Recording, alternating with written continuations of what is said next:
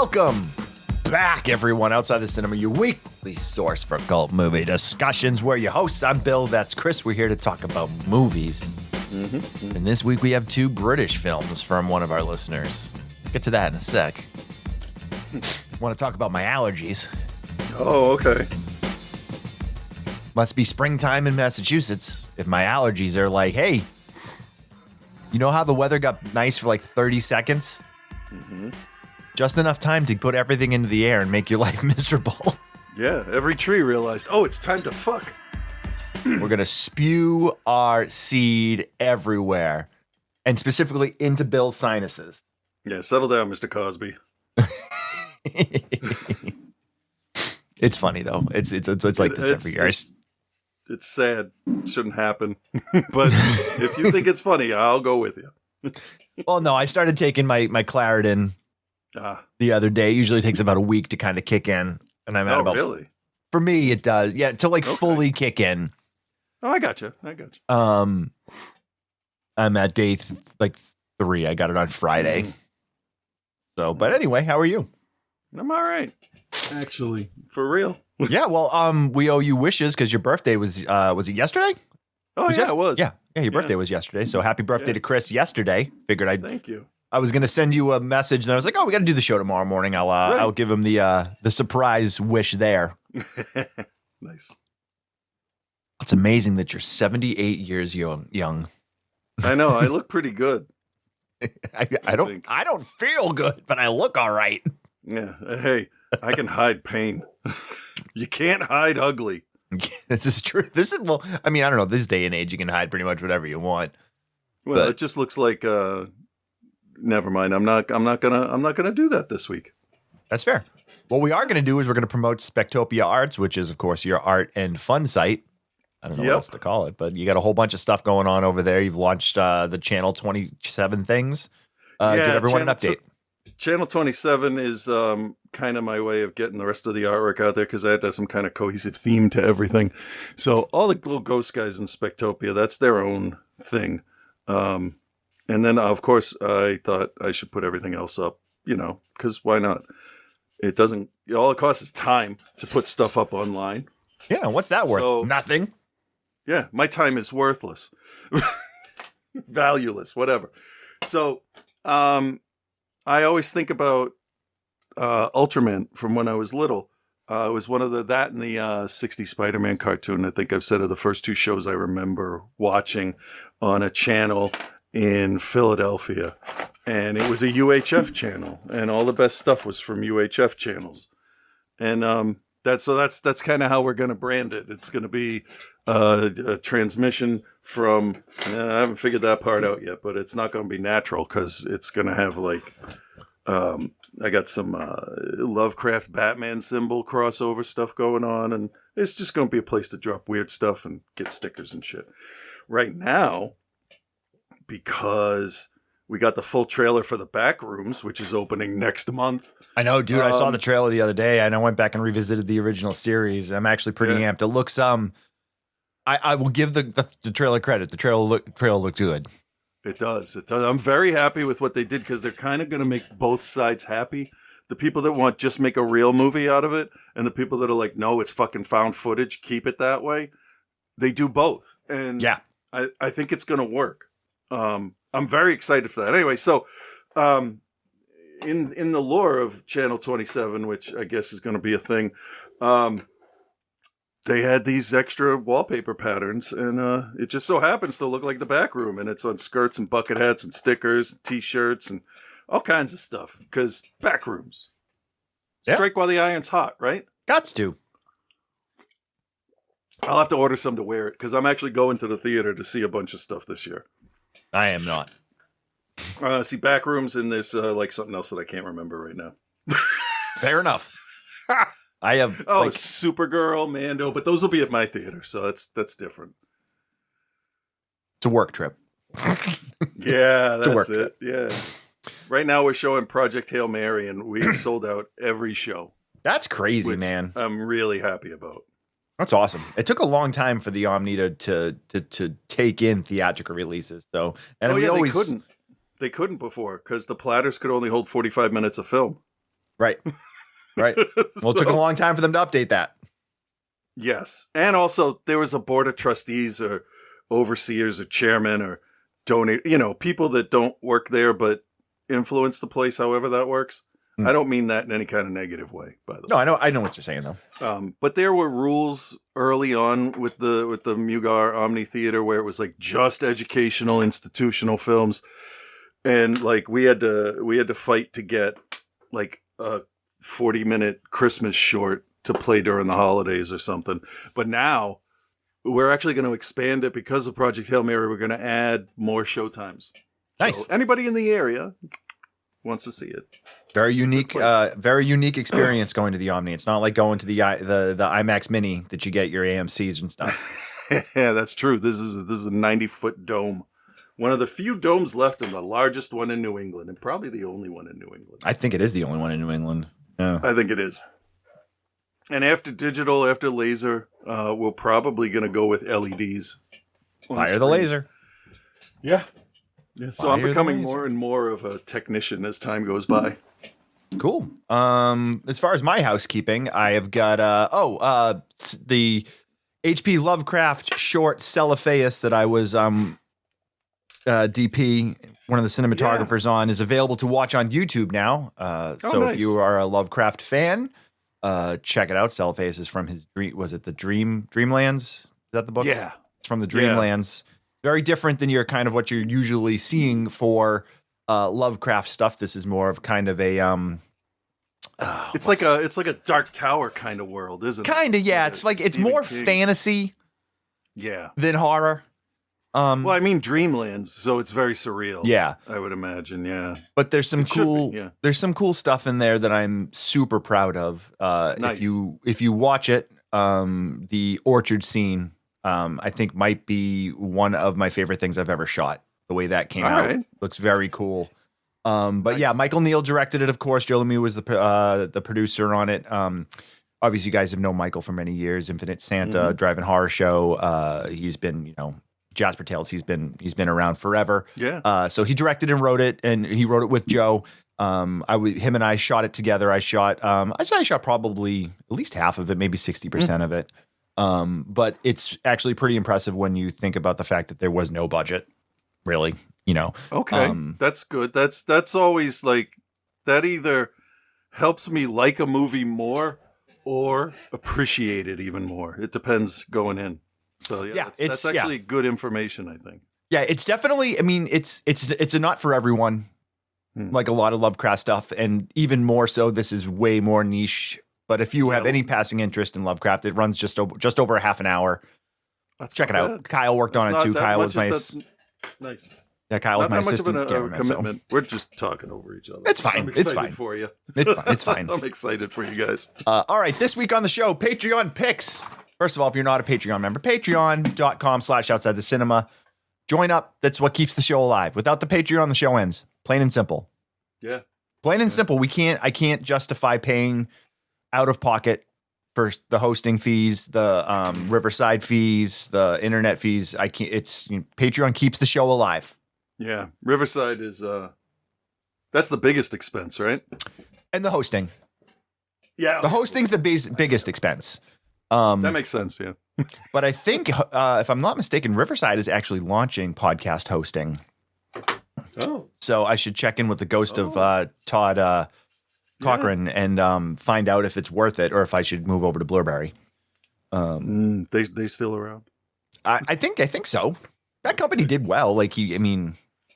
That's true. That's true. I'm not making fun of them. It's just like when you don't hear about something, like you think, how big is that really? But and you would be shocked. Social media just blows things out of proportion. Like what you're interested in could seem like the most important thing in the world, and it could be like, oh, they changed the shade of green on the M&Ms. And like you could find 1 million people that are pissed about that, and you think it's a huge thing, and it's not. It's weird, isn't it? Well, I mean, I think a good example of that, and I've run into this in the last couple of years.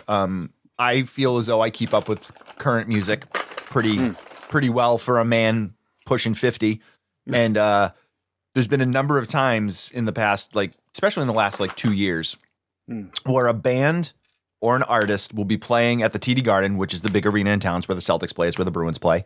Yeah. Holds close to 20,000. A band will be headlining that I have never heard of.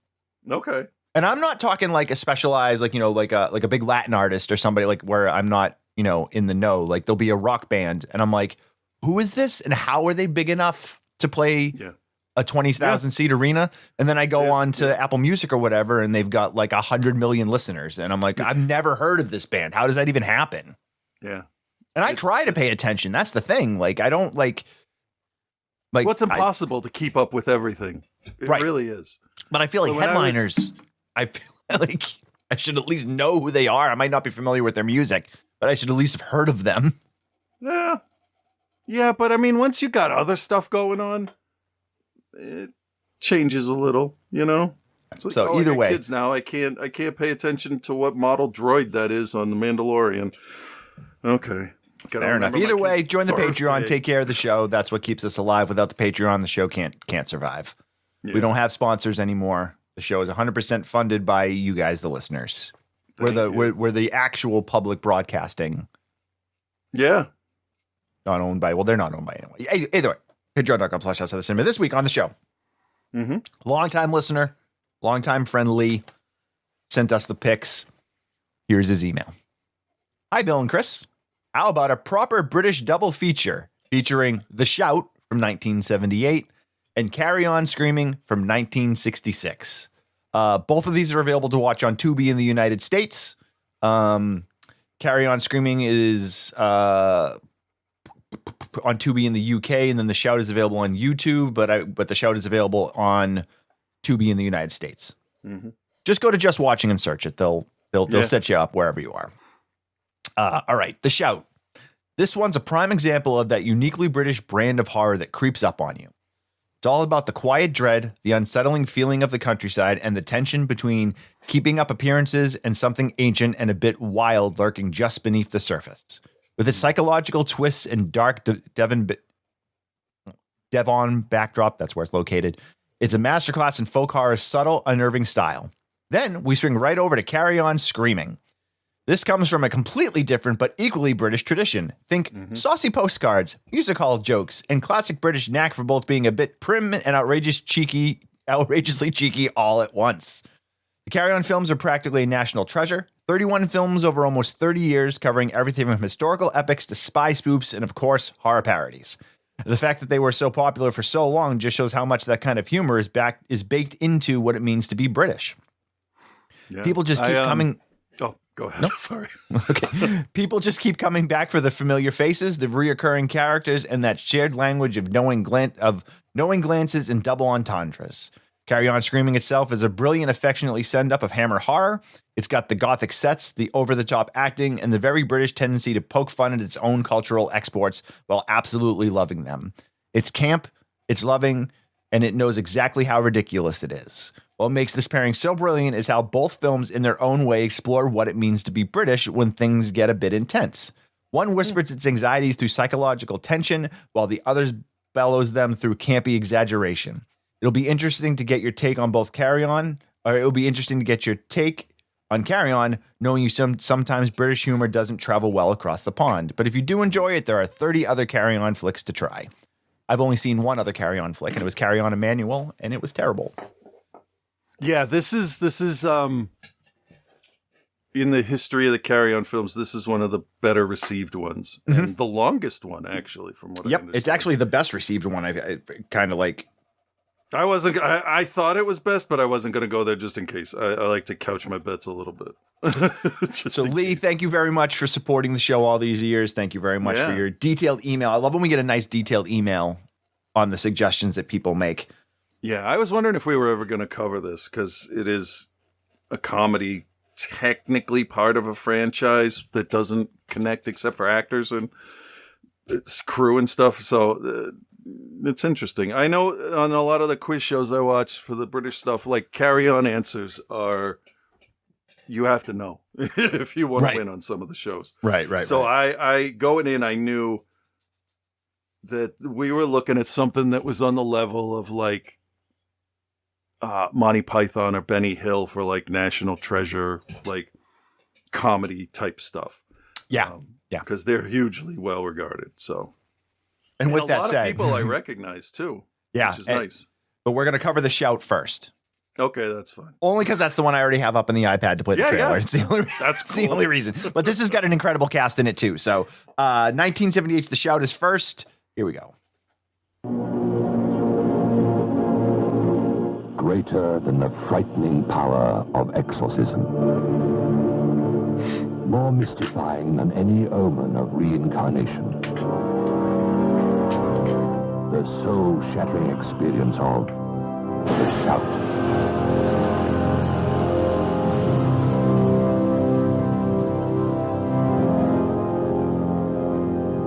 You are looking at a man possessed of baffling powers.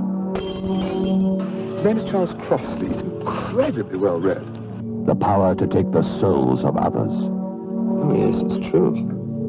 A young man wants a girl for his wife.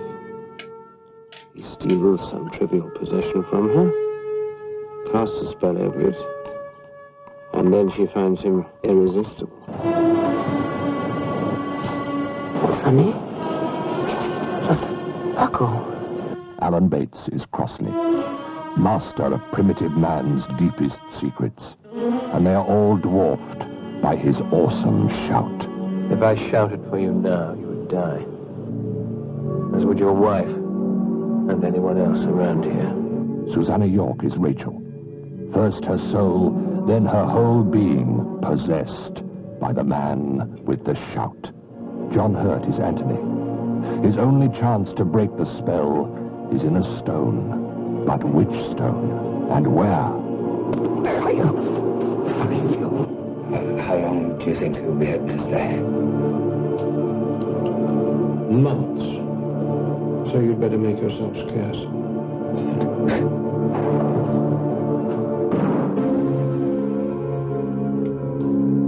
It's not entirely normal. Oh, and what's normal? That's not. That magician in the tailcoat gave me a terrible power over my enemies. He taught me the use of the terror shot. Now I can kill with it. Kill. Instantly. Prepare yourself. Every muscle, every nerve, for the ultimate soul-shattering experience of The Shout.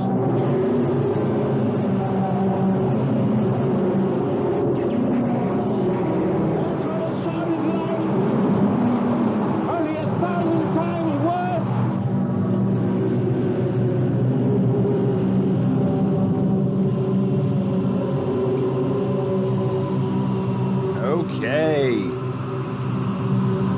The Shout, 1978, directed by Jerzy Skolimskowski.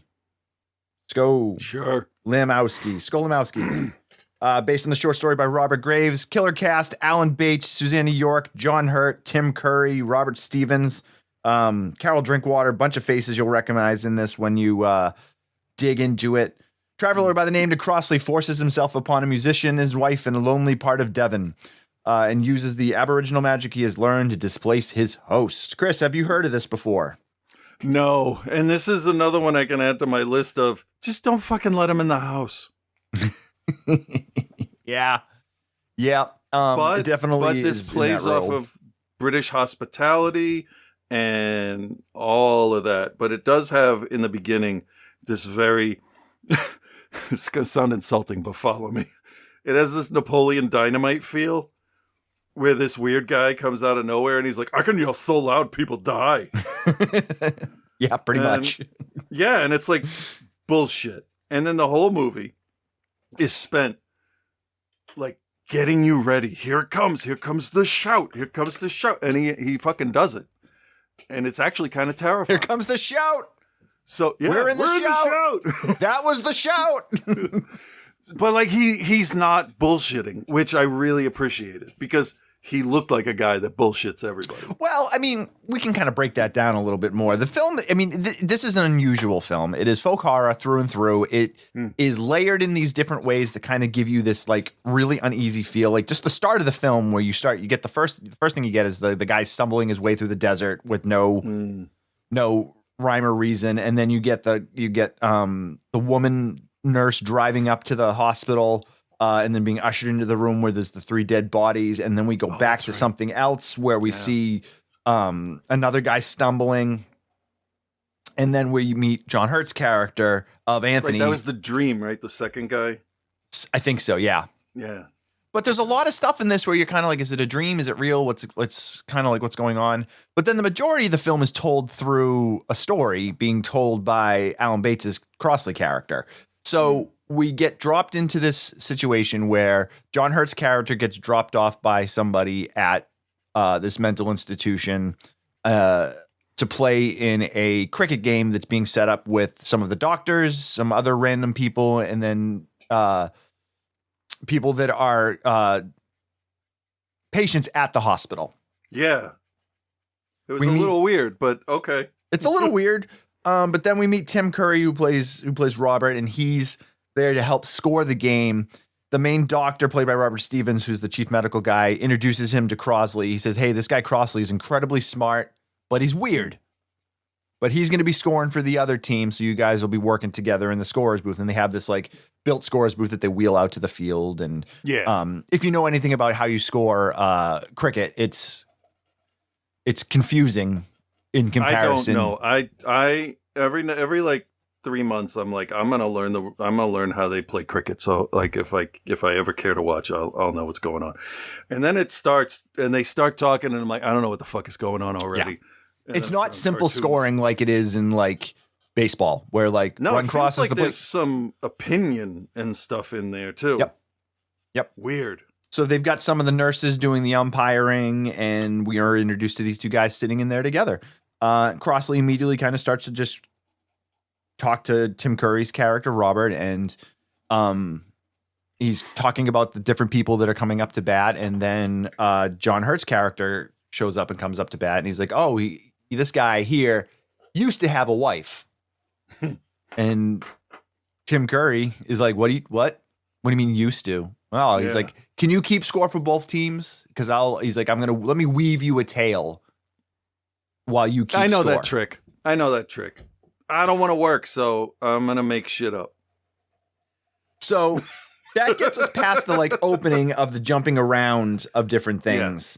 Yeah. And now this is also where you know that Crossley is your narrator. And you need to then kind of take into account him as the narrator, because there's a number of things where he's telling the story, but he's telling parts of the story where he isn't present for them. Yeah. So it's kind of this like, well, is he a reliable narrator or is he an unreliable narrator? Like, what do we got here? And they kind of play with that a little bit, because you kind of do go back and forth to the present time when he's telling the story, and Tim Curry's character has, different questions and things. But essentially, like you said, we are introduced to John Hurt's Anthony. He is a musician that works on like Foley or scoring for like films, I believe. Yeah, he looks like a sound engineer, right? Sound engineer that's creating different sounds with like, running a bow across like a tin can of sardines and the sound it makes, and then using different things with his microphone to, create sounds. Yeah, it reminded me a lot of the behind the scenes there of when the people wrote the original Doctor Who theme, because it wasn't on a keyboard so much. She did it through plugs and dials to get the tones and stuff, and that's what it reminded me like he was doing there. Yeah, like oscillation and like a lot of that stuff. Yeah, really going weird with the equipment and getting some nice sounds out of it. I like that's how you had to do it back in the day. You didn't have a program for it. Yep. So John Hurt's character Anthony goes to the church. He's playing organ at the church. Rides his bike through the countryside, and then Crossley is watching him. He basically sets him up to be like runs into him and how he hasn't eaten in days. And we've run across this, especially in British films where like, you just bring home somebody because they haven't eaten and you don't want to put them out. Yeah. So you're like, oh, I'll bring you home, give you something to eat or whatever. Yeah, It's that classic. That's how it used to be. What's the saying? Bringing the wolf into the sheep's pen or whatever it is. Oh, well, yeah. We could call that the Borgman approach. The Borgman approach. Yes, everyone knows the Borgman approach. Yes, they will. Don't let them in. So, he brings Alan Bates' Crossley home, and they're just kind of talking, and he's talking about how sometimes he doesn't eat for days. He was out in the Australian outback, and he tells this really bizarre story about how he had to murder his children. Yeah. And that was the point where I'm like, oh, this guy's full of shit. He can't even raise his voice. Because who starts off a dinner conversation with that? Somebody like crazy him. person. Yeah. Right. And because of the fact that they don't want to put him out or whatever, they just let him stay there. I'm like, you tell me a story about how you murdered your children, whether you did it or not. Like, you should leave. Yeah, you should leave. Yeah. Yeah. But British hospitality, right? Especially back then. Yeah. British That's what gets everybody in trouble. Yep. Society says we got to be nice to everybody. Common sense says, no, you don't. This is true. But so we learn that he learned the Aboriginal magic. He learned this shout that basically can kill. If you hear it, it'll kill. Only if he shouts and lets it all out. Yep. He has to let it all out. And they build this for the majority of the movie till we get a shout scene, which we'll get to. And also, if you've never seen this and you don't want any spoilers, go watch it. No, not too late. We haven't gotten that far yet. No. Go watch it and come back. I don't necessarily think it's a film that, like, if you know what happens, it'll spoil it for you. But if you want to go into it with little to no, stop here, come back. Yeah. Okay. So basically, though, Crossley has the unnerving power to use his powers for really kind of whatever he kind of wants. And yeah, again, and this is one of the things that bugged me with like this not uncontrollable, but like this like power to be able to do all of these things and to just like, well, I'm going to steal your wife. Like, it's just so pedestrian to me of the, like, you have the power to do whatever you want. You can take whatever you want, and it's like you're just going to take this guy's wife and ruin this guy's life. Also, do we know from the beginning if he is a doctor or a patient or someone off the street scoring this game? We don't know where he is, do we? We don't know at first, and it's never really told. I believe he's a patient. I believe he's a patient, too, and he just used Professor Broom over there as a like, oh, I can make up a story about this guy. Because who's going to know? Right. That's what I thought initially. Right. But there's also sure like, I think now. Yeah. And and that's the thing is this film does a good job of kind of making you guess or come to your own decision. And it could be a number of different things. Maybe the shout is real. Maybe it isn't real. Like there's like a number of ways to kind of take it. Like, and we'll discuss it when we get a little bit further, specifically the ending of the film. So as things go on, he decides he's going to take Susan New York as his wife. He's going to take the wife, and then he's going to make John Hurt's character, like, he basically cucks him. Like, yeah. He leaves, and then he comes back, and then he leaves, and then he comes back, and then like they discuss the shout, and basically because John Hurt is a sound engineer guy or musician that does all these things, like the idea of a shout that could kill. Yeah. Is a fascinating, is a fascinating thing. And he's like, well, I want to hear it. And he's like, well, you can't hear it because if you hear it, you'll die. Yeah. And he's like calling bullshit on it. He's like, nah. He's like, no way. Any normal person would say exactly. Yeah. Also, the easy way around that is okay. Go record it. Right. Let me hear it as a recording. I mean, he is a sound guy, right? He could have put him in a soundproof booth, but then that's logical, and this movie is not logical. This is more surreal. So, yeah. So I can't get too hung up on that. So I've never been to Devon, so I don't know, but I know it's on the coast. I think it's if I'm not mistaken, Devon's northern coast of England. Honestly, I'm gonna just confess my ignorance of where stuff is in England. I think it's like northwestern coast, Right, now I know. but I'm not positive.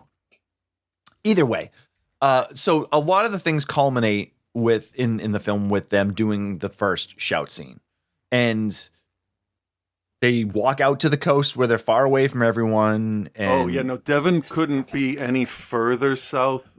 Oh, south. Okay. Unless it moved like 10 miles south. Okay. So it's southwest or southeast? Southeast. Southeast. Yep. Down. So on the Europe side of not facing the Atlantic. Oh, shit. No. I'm a little dyslexic sometimes, I think. So it's the bottom left of the country. So that's the west. Okay. So out facing the Atlantic. Right under Wales. How about that? Okay. That works. Thank you. There we go.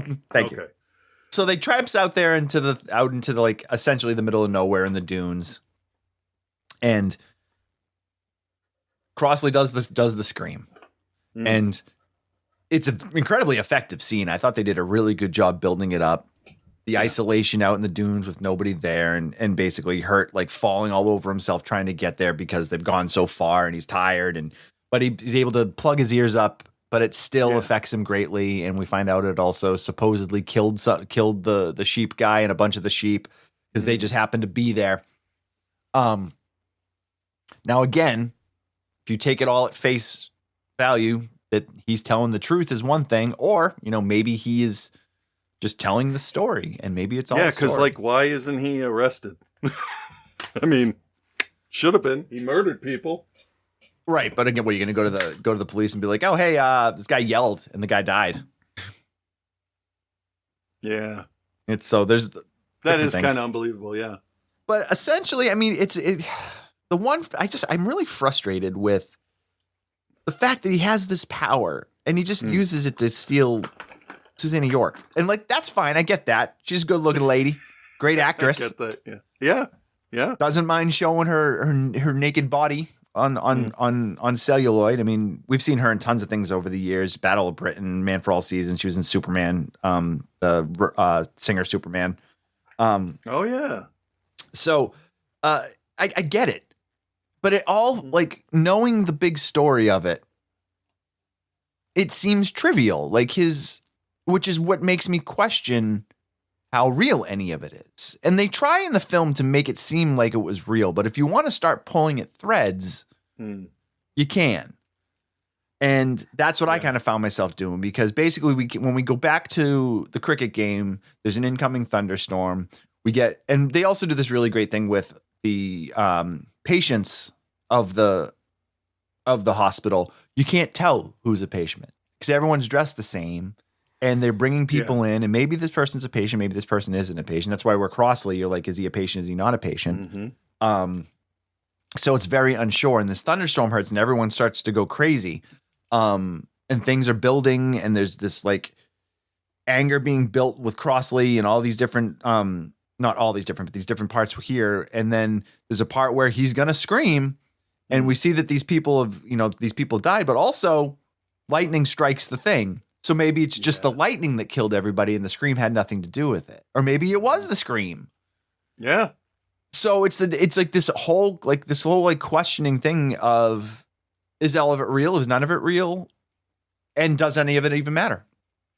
That's a good question. Right. Like, is it all just a story? So the shout, not the scream. I've called it the scream. It's the shout. Sorry. I know it's tough. I kept searching for Scream. Like, nope, not that movie.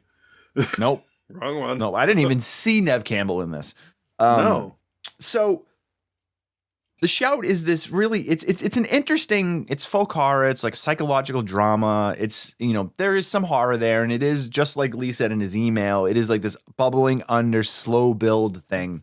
But what this movie does do incredibly well is give it atmosphere.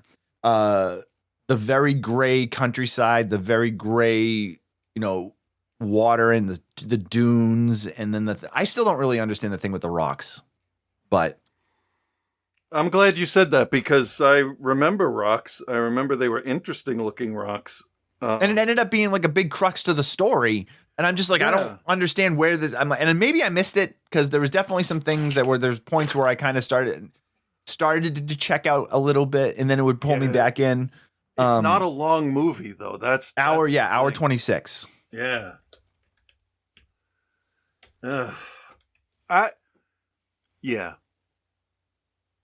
I think all of it, except for the fact that he met him. That what's his face? God damn it, I can't remember his name. John Hurt. Crossley. That Crossley met John Hurt, and he fed him, and I think that's where it ends for real. But I think the scene of him at the table and her on her knees kissing his hand, that to me feels like his made up fantasy part. Potentially, yeah. But we don't know. Well, then there's also the idea. There's the whole idea that Anthony, John Hurt's character, is playing in this cricket game, and if Crossley is there, like, yeah, why didn't he attack him with the bat? Well, attack him with the bat, because then the wife shows up, Rachel, Sandy York's character, she shows up, and that's the whole idea is that like he controls these people, like he takes the buckle and he uses that to have her under control, right. But there's just all these questions, and then like when it like kind of just jumps ahead, it's all purposeful. It's like all done purposeful, and this is a film that I think lives in its atmosphere and its feeling of dread that's kind of upcoming, and it's definitely something that is not for everybody, and you have to like this type of artsy, British European filmmaking. Because there are definitely dull points that come through in stretches, and you're just kind of like, why do I care? And they do, I think, a pretty good job of making you realize why you care. But whether it's not if you're caring about what you think you're caring about, because everything could be fake, it could be all real. And again, obviously, it is all storytelling at the end of the day, but like. It's got a real kind of bizarre feel to it. I found some possible explanations of things. Tim Curry's character obviously is the audience because you can't have him narrate to anybody, and he's great in the mind. He's in a small role, but he does a really good job. I mean, I think the acting in this is top notch. Alan Bates' Crossley is incredible. Yeah. What do we got? The stuff in the sand relates back to the story in Australia that he was telling, and how you steal something that belongs to them so they're drawn to you, or you weaken their will so you can control them. And it's the buckle that she loses. And then when he finds everything that he needs to go fix the sandal, that's when she starts to fall apart and fall for him, because she got back what she needed, I guess. Okay. And then the corpses. This is somebody that wrote a list of I don't understand these parts. So it's like the shoes and the stones buried in the sand. So I don't really have anything about the stones, which no. Some of the bone fragment is a reminder, it says, for what's his face there, John Hurt. So sorry, I started reading again. That's okay. So based on the story, Crossley tells about exerting control over someone by taking their possessions, as we see play out with the buckle. It's not really clear why, and this was confusing to me. Anthony thinks he's a cobbler when he comes to, and he's clutching the stone. What leads him to thinking finding a specific stone will help take down Crossley toward the end, and why does it actually work? It could be deliberately ambiguous, and he could just be acting out of sheer desperation, but he seems sure. So there's a lot going on here. Mm-hmm. Was he a mental patient? What was up with her pose in the bedroom that matched the photo or the painting that he had with his art stuff? Like a whole bunch of stuff. And wasn't Crossley dead at the end of this? Like on the slab when the... Yes. So like... I think this is supposed to feel like a dream power trip. Yeah, I mean, yeah. But it falls in line with like David Lynch kind of weird. There's something very symbolic there. But I'm not well read enough to get it personally, I guess. Yeah.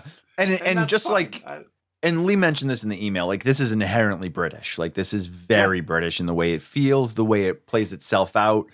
Even the conversations that they're having, it is a very British film. Yeah, they're having conversations about something completely different than what they're saying.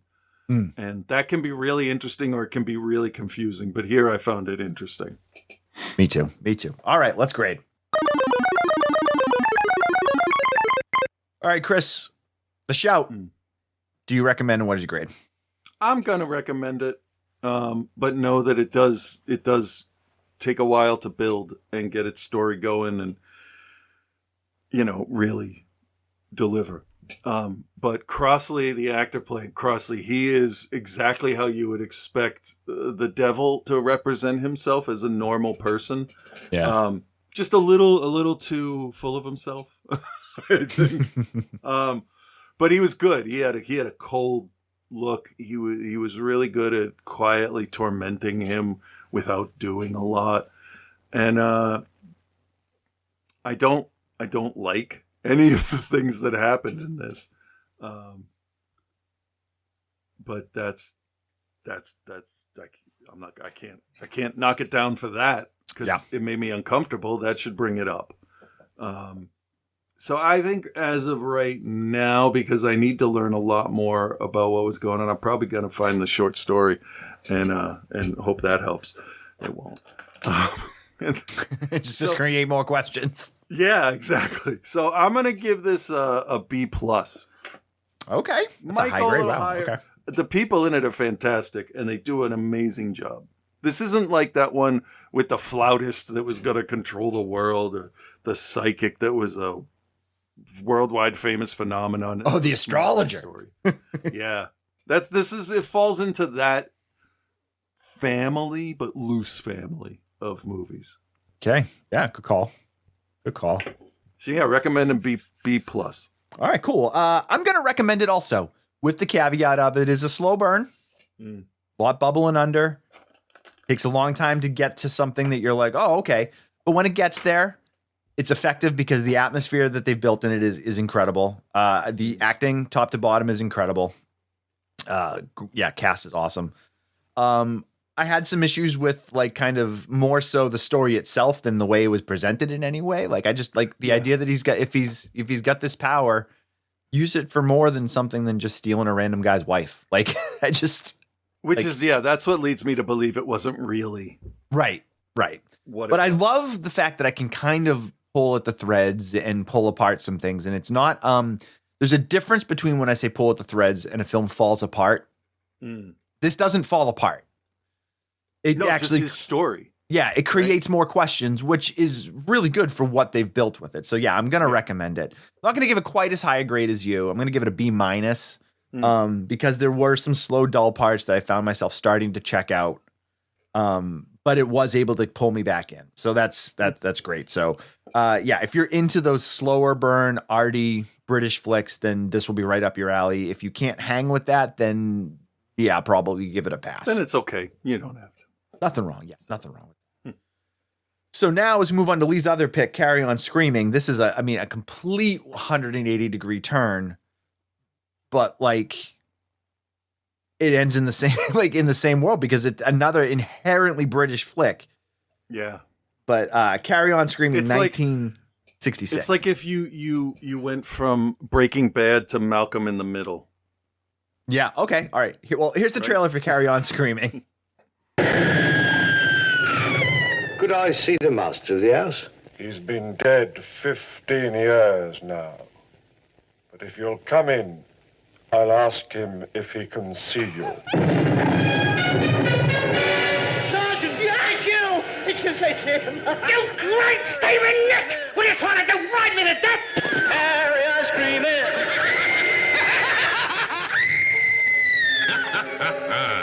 It's Carry On Screaming. Not now. There is something in those bushes. Carry On Screaming, with laughter, of course, as Peter Rogers and Gerald Thomas invite you to join the Carry On crowd on a riotous ride through the realms of hilarious horror. Harry H. Corbett. All right, Mr. Potter. All we want to know is, where is it? Well, lummy, it's your police station. You ought to know where it is. Take your boots off. We're investigating a barefoot robbery. Are you sure those are your feet? Of course they're mine. Who do you think they are? Sarge, only 5 toes. Well, how many am I supposed to have? 6! Where's the other one, eh? What have you done with it? Jim Dale. Do you happen to know what Doris was wearing? A dark green jacket and a long green skirt. Did you get that down? Oh, no, as I said, I've only known her a year. Kenneth Williams as Dr. Watt, who's been dead for 15 years, but just won't take it lying down. That policeman's here again. What's he after? The same as he was after last night, I imagine. Fenella Fielding, who causes the copper to come a cropper. Yes, but I don't think you're very experienced in the ways of love. If you want to know the way, ask a policeman. Charles Hawtrey as Dan Dan,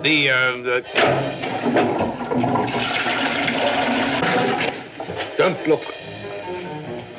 Is he drowned? Joan Sims. Citizen, you have been drinking. So, this is the step on the final path, is it? Well, you can't say my mother didn't warn me. Angela Douglas, innocent victim of a crazy collection of crooks.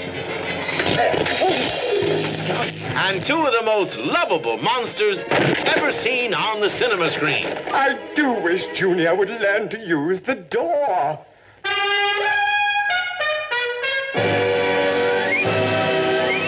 It's Carry On Screaming. All right, Carry On Screaming. Oops. In case you wanted to hear it again. Yep. The Carry On series, of course, as we said, is like a national treasure in the UK. Gerald Thomas is the director of this. He did a bunch of them. Carry On Columbus, Carry On Don't Lose Your Head, scroll through here. Carry On Laughing. I did see Carry On Emmanuel is the only other one, and I think that's because of the Emmanuel connection, obviously. Yeah. But yeah, these films are very well known. Talbot Rothwell is the writer of this. He wrote a whole bunch of them. And the cast is in kind of a who's who of the time period. Kenneth Williams, obviously, you know, Hounds of Baskervilles. He was in a bunch of the Carry On flicks too.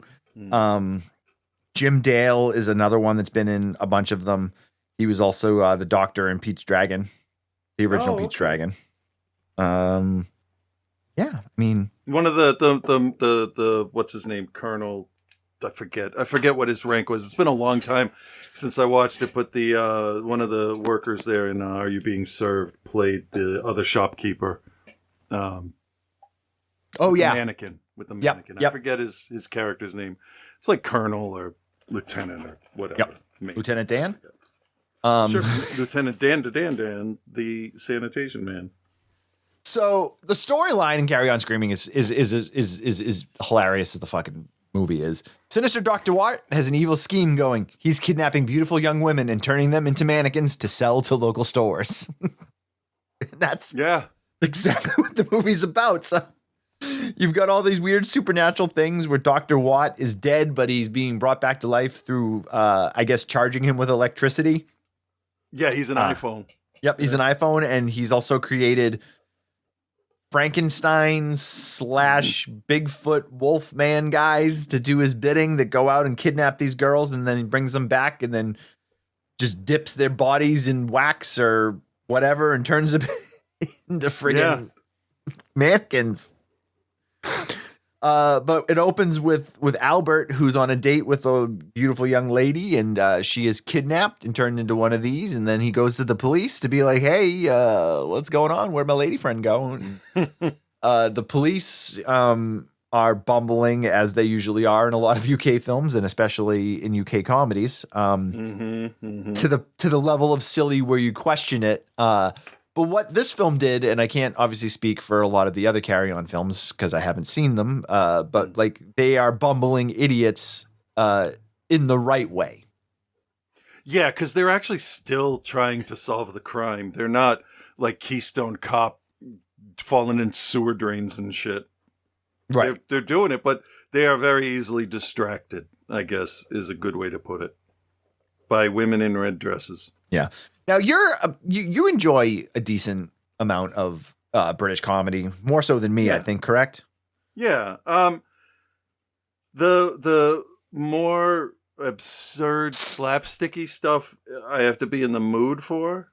But I do love some dry wit.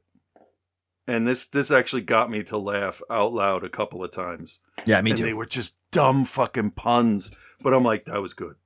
I do love that one from that they played in the trailer where he's like, "How many toes do you have?" He's like, 5. We're looking for 6. Where's the other one? Yeah. I like that. That was good. That was interesting too. But I turned to Ellen and I said, "Hey, how come they're always looking for people with more toes and fingers than they should have? Why are you looking? Hey, you're supposed to have 3 toes." Well, I put 2 back on, so there's. But it's always that. It's always 6 toes, the 6-fingered man, that kind of stuff. But this isn't a deep thinker. This is, here's all the tropes. We're gonna put her in this dress, and then everybody's just like, sold. Okay, yeah, put her in that dress, and I'll pay you. I don't know. It's just, it almost feels like, what's it called there? An anthology, but they're woven together. There's like an A, B, C, and D storyline in this. Yeah. But it works the way they do it because they don't spend so much time on each character that you start to get bored with them, unless for me and my kids, it's the detective and his wife, because the kids turned to me and said, "People really acted like that?" It's so grating. Yeah, the wife is so grating. I get that she's an important part of the story, but it's just like... I'm like, people did fight like that. I don't know. This is probably exaggerated, but then again, in an infinite timeline, everything is possible. So this is true. I said, yeah, people back then would stay together for all kinds of reasons. If they had kids, if the church said they couldn't, if their parents got mad, all kinds of reasons, people to not do the things that would make them happy. But all they had to do was talk to each other. That's the thing. You watch them and you're like, neither one of these two people are listening to what the other person says they need. And that's all it comes down to. And I think movies have run their course with that kind of thing. Yeah. But here, because it's from back then, fine. I get 66. it. I mean, it's the whole time, and that's kind of how the movie's built, because you want him to be attracted to the vampire Frankenstein woman, I guess. Valeria Watt. Yeah. She was good. She was 100%, 150% memorable. Oh, yeah. In this. Well, and the thing, too, is we talk a lot when we talk about older films, meaning 70s and prior, and this is being 66. Like, sometimes it's easy to put yourself into the mindset of the humor from that time period, and then other times it's hard to separate it. And this one, you can very easily think in that 66 mindset, because the double entendres, they work. They don't seem sleazy. They seem cheeky. Yeah, there were codes in place that wouldn't allow jokes directly related to erections and stuff. Yep. So they were really hamstrung for doing kind of a raunchy. This isn't raunchy, basically, but it wants to be. Right. Well, that's where those double entendres come in. Like the fingering the organ and like. Yeah. And it's all, well, if the kid gets it as what we say out loud and the parents get it as a joke, fine. That works. Yeah. Because this is it feels sort of like it could be for kids as well, because the monsters are goofy looking. Yeah. You got your main guy doing his best flamboyant Udo Kier impersonation. I thought he was fantastic. He was really weird. Yeah. But somehow, when this doesn't work in other movies, it feels like it actually comes together pretty well. I was surprised. Yeah, the final third grated on me a little bit. I was looking at the time. I'm like, how is there 20 minutes left in an hour and 30-minute movie? Yeah, It feels like I've been watching this since Tuesday. The one thing I wasn't able to separate from with the time period is when they, of course, dress up one of the men as the woman, and like that's the butt of the joke the whole time. And that maybe is just a personal thing because the world we live in now is so different, and like that like is not the butt of the joke like it used to be. So true. I don't know if they tried to. I mean, the makeup job they did on him was good. It was professional. Oh, yeah. And, but the guy, Slow Bottom, apparently, which isn't how it's spelled in the subtitles, by the way, but whatever. So if I say it wrong, sorry. He is very, very male looking in the build of his face. So when you put him in drag, I can see there is something about putting, a tough guy in drag and then being like, oh, this dress is swishy. I like it. That's all right. Then they didn't really do a lot of gay jokes. They didn't punch down with that. So, yeah, it is firmly in Monty Python Benny Hill territory with the cross-dressing. But there was a reason for it in the script, a bad reason. Because, who are we going to do it? The girls can't defend themselves, they said. Right, right. So they do that. And I thought it was actually funnier after he had the dress removed and he was in all of the undergarments running around. That's true. That was actually good. That took it from, oh, look, a man wearing a dress, to, he's running around in not his underwear. Somebody's got him somewhere. Yeah, and that, I think, that for me elevated it a little bit because there was more to it than just surface level, right? Which is always good. But there are a lot of jokes here that reminded me of that one Young Frankenstein joke when Terry Garr says werewolf, and you get their wolf, their castle. And it's like those kind of, I'm going to purposely misunderstand you, and what I'm going to say is going to be funny because it's not going to relate, but it is going to be funny. Right. Well, there's that joke where they're like, what's his name? What? Yes, that's what I want to know. What's his name? Yeah. And if we didn't hear of Abbott and Costello, that would have been great. Right. Right. But you know what? To give them credit, they only did that for about 30 seconds. Yeah, it didn't go on too long. No, just enough to be like, look what we did with his name. Moving on. I like that. Absolutely nailed the Hammer horror aesthetic, look, feel, nailed it. All you had to do was make a set for a stage play. Pretty much. Pretty much. But do you think that the main character in The Love Witch was based off of Watt in this one? Like her look a little bit with the hair and the dress and stuff? I mean, they feel the same to me as well. I mean, maybe. That's not, I mean, you could probably pull any number of British actresses from that time period, from Hammer horror movies that have a similar. I think it's more just the 60s aesthetic is what it is. Okay. Yeah, we're also looking at this like 60 years after, so. Yeah. All right, let's grade. Christopher. Yeah.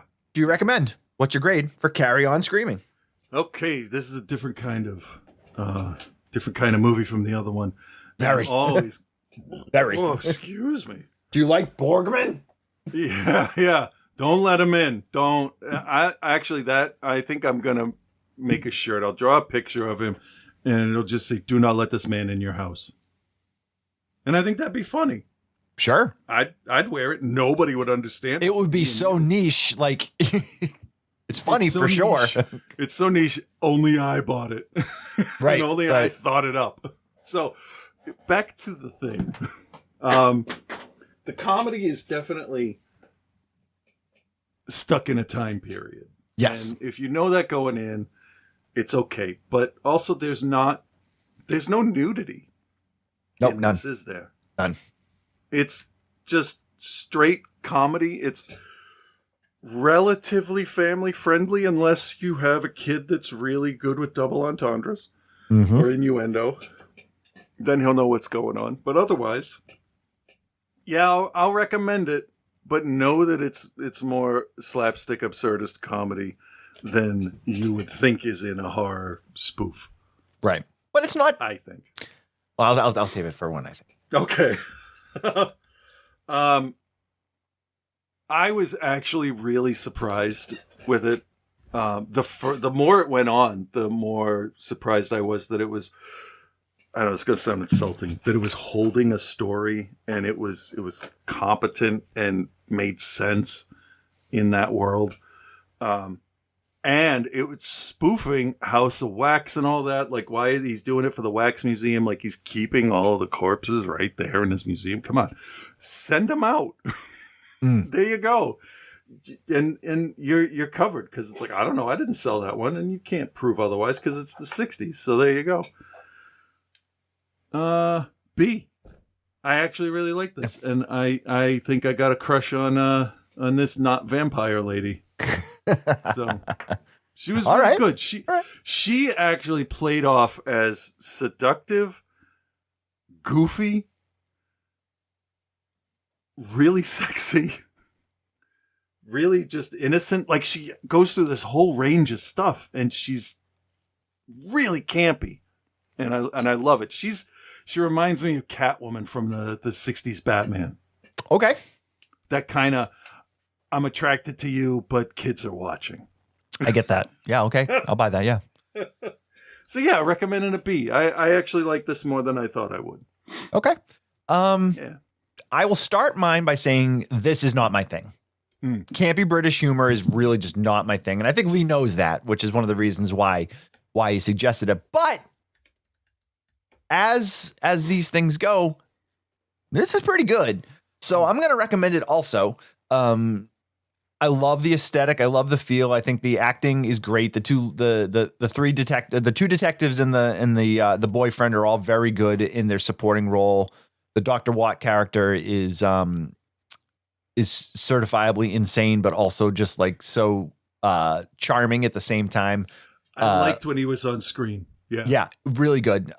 So the overall, I think it's a good watch. If you're into this stuff, and everything I gathered is that this is widely considered the best or one of the best Carry On films. So I'm not inclined to go and watch a bunch of the other ones.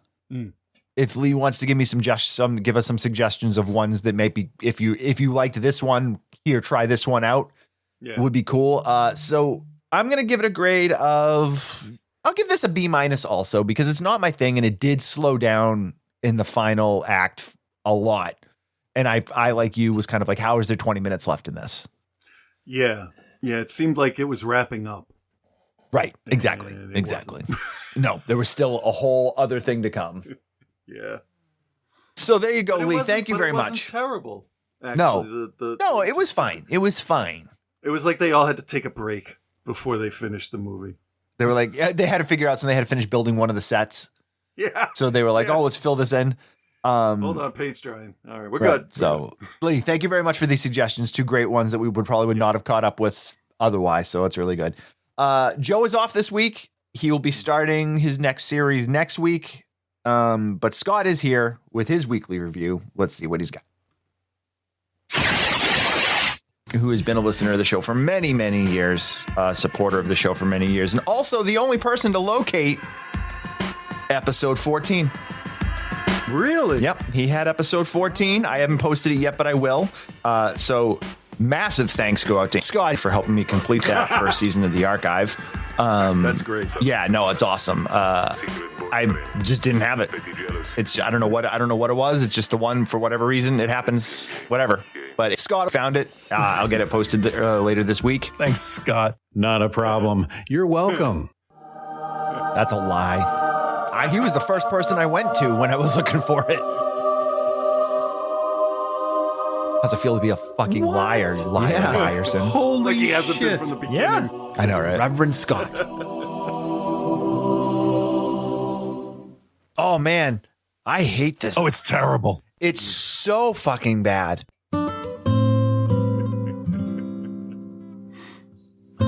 Hey there, Bill and Chris. This is Reverend Scott, and you're listening to Holy Shit, done only the way I can do it. He has this specific way of doing it.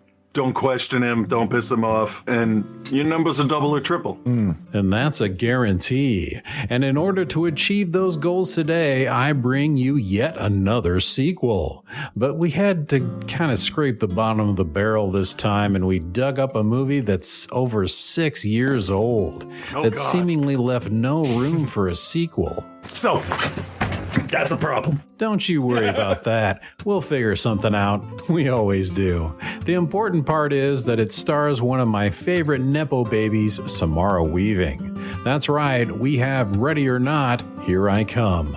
At least, that's what the title said on the movie screen, but the official title is Ready or Not 2, Here I Come, which I think is stupid to put that number 2 in there. Shut up, man. Now I have to warn you, if you've never seen Ready or Not, you may want to see that before I spoil the ending, because it's virtually impossible to talk about the sequel without mentioning how that ended. The male genitalia. No, Bill, I'm talking about how in that film she was marrying into the extremely wealthy Le Dumas family.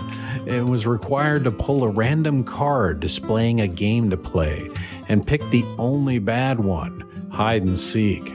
This required all the members of the family to chase her and try and kill her in the mansion, and the only way to win was to survive until dawn.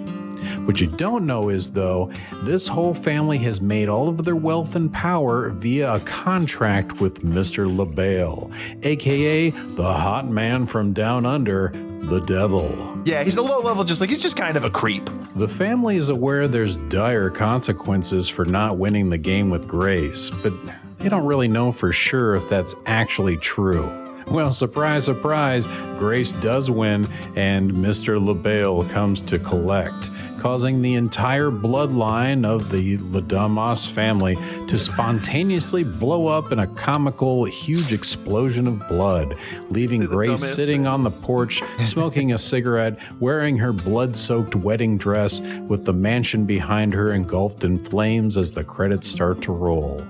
It's a fun movie with a sense of humor and a light tone, great pacing, and a satisfying ending. Yeah, I thought so too. Yeah, I thought so too. We all liked it. I figure you did, Bill. Anywho, where do you go from there, though? Well, apparently straight into handcuffs, as Grace passes out on the porch from all the trauma as the paramedics, fire department, and police pull up.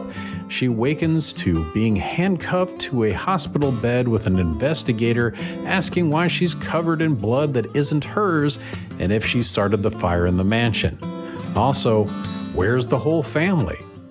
And as a police investigator, I can see how he might feel like he needs some answers to those questions. He does. He does. Absolutely does. That's when Grace's estranged sister, Faith, walks in. Faith is played by Catherine Newton. Apparently, she's just as surprised as she's called as an emergency contact as Grace is when she actually sees her show up after not seeing her for almost 7 years. That's when we cut to an old man on a ventilator, watching several different TVs, all with different news coverage on them. He's watching a conflict and then picks up the phone and casually says, "Call a ceasefire." Within seconds, the news has a breaking news report about a ceasefire. This is Chester Danforth, the current wearer of a very special ring, one that basically makes you in charge of the whole world. And only one man could logically be playing Chester. That's David Cronenberg. He calls for his twin son and daughter to join him in the room. Titus and Ursula Danforth, played by Sean Hattasey and Sarah Michelle Gellar. Amy Adams is not Sarah Michelle Gellar. She obviously needs no introduction, and you may recognize Sean from like Chicago PD or recently The Pit. Anywho, Daddy Chester has some bad news. The Le Dumas family is now dead, and their whole bloodline is dead, and the bride has survived. And now there's some things that have been set into motion that he can't change. The ring is now up for grabs by the winner of yet another game. And seeing as how Chester can't even fucking walk, his son and daughter must take his place. along with 5 other families, although one family decides to try and kill Grace in the hospital before the official game started. It's just a bizarre choice. It's just a bizarre choice. I have to agree because their whole fucking bloodline is swiftly punished. On the run from apparent psychos and cops, Grace and her sister try to escape in the only clothes she has, her same bloody wedding dress. But she's quickly intercepted by a man only known as the Lawyer. But we know him better as Frodo, aka Elijah Wood. Probably the only likable person on the side of the devil worshippers. He amasses all the families with the potential to become the new head of the council and get the ring, all at the Danforth Country Club. He explains that the situation is very rare, but there are rules. Each head of household may compete and may only use weapons available during the time that they sign their contracts, though. So while some of them are using muskets, swords, and blunt weapons, one family actually gets to use a sniper rifle. Yet for some reason, they all still get to cruise around in electric golf carts. It's a stupid horror movie mistake, but it is definitely a real-life mistake that is made all the time. Grace is told she has to evade all the families yet again. Plus, she's going to be handcuffed to her sister. How convenient. And they're like, no, we're not. Like, we're not going to do that.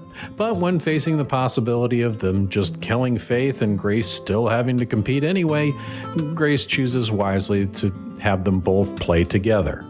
The families are given one basic rule. If you kill Grace by dawn, you basically get to run the world. That makes sense? I don't think that's a very good synopsis of this movie. I don't think so. Well, tough shit.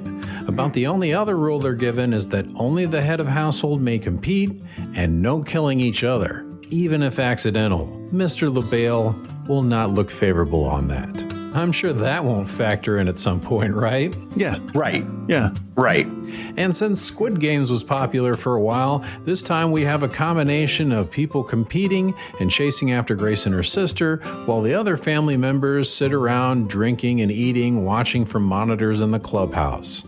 And when they get the urge to text hints to their family members as they watch, the lawyer's there to suggest that Mr. LaBelle may not find that to be a good idea. And I can tell you this much, I'm not breaking my deal with the devil. I don't know about you. No. But I will, because I like that kind of stuff. What follows is a lot of fun, gory violence and sadistic banter. We find out more rules that kind of change the game and turn things on their head. And we find out the really harsh reality of what it means to be up against people that have total world influence and power and basically everyone in their pockets. It's a grueling fight for Grace and Faith with some very satisfying outcomes here and there. Although, I have to say, There's just not much to it. the thing that was shocking at the end of part 1 happens pretty often here. They try and expand the world a bit, but it felt like it just took too long to get there. It just kind of dragged at the beginning some. Sometimes it felt like the movie was stalling for time, while other times it felt like they moved on through a scene too quickly. I just wasn't a fan of the pacing in Ready or Not 2, Here I Come. There's some fun, easy-to-hate characters, satisfying moments, and Samara Weaving gets a chance to try and work things out with her estranged sister during the process. But I don't know if that really resonated with me in the way the movie wanted it to. I can't grasp onto anything in this, really. I will say that even though this was technically more of the same as the last film, it did try and expand on the lore. I maybe could have used even more rules and some stuff from the book that the lawyer had to talk about, but I think we got a decent amount. If you like the first movie, you'll probably like this one too, especially Elijah Wood's character, who I'm not sure actually signed a deal with the devil. I think he was just the lawyer. Snap. Yep. But still, I'd recommend Ready or Not 2, Here I Come. Just make sure you see the first one before this. I don't know. Watch at your own risk. And I give it, a straight B. Okay, fine. Okay, I can't possibly talk more about that movie, but I can quickly judge you on your reviews from last week. Like The Coca-Cola Kid, a.k.a. I don't know what the main point is. Seemed like it was a ballsy move to make an entire fucking movie that might get immediately destroyed by one of the biggest companies on the planet, but it somehow worked. So I give that a B, and the review gets a B+. As for adult life skills, aka we'll stay calm and happy until we don't need to. Even that damn trailer had me tearing up. It seemed like a pretty deep flick masquerading as a happy-go-lucky rom-com or something. At least that's what the advertising made it feel like. So I give that a B+. And the review also gets a B+. All right, that's all I have for this week. So until the next time Satan-worshipping families make you and your sister wear handcuffs and fight for your life on a golf course for a chance to rule the world or explode like a blood balloon, peace and love, guys.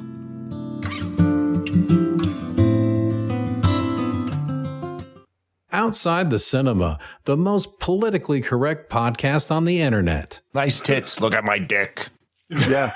All right. Maybe. I don't know. I'm not defending. Maybe later. We'll talk. We can talk later. No.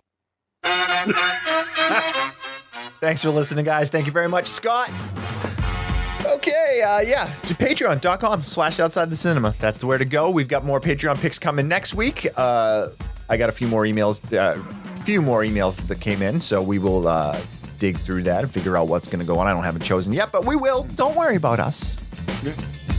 That's really what it is. Follow Chris and I on Instagram at OTCBill, at Cthulhu, and don't forget to follow Spectopia Arts. Yep. And go to the Spectopia Arts website, which is what, Christopher? SpectopiaArts.com. There you go. Yep. There you go. All right, everyone. Yep. Enjoy your week. We'll be back here again to give you another episode in a week. So there you go. All right. Okay. Bye.